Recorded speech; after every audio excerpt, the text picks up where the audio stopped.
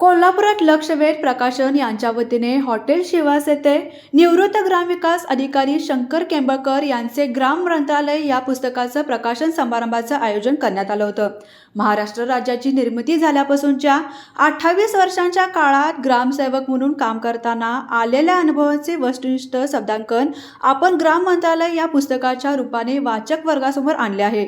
ग्रामीण विकासाचा ध्यास असणारे लोकप्रतिनिधी, ग्रामसेवक आणि सामाजिक कार्यकर्त्यांना या पुस्तकाचा निश्चित उपयोग होईल असा विश्वास या पुस्तकाचे लेखक आणि निवृत्त ग्रामविकास अधिकारी शंकर केंबळकर यांनी पत्रकार बैठकीत बोलताना व्यक्त केला।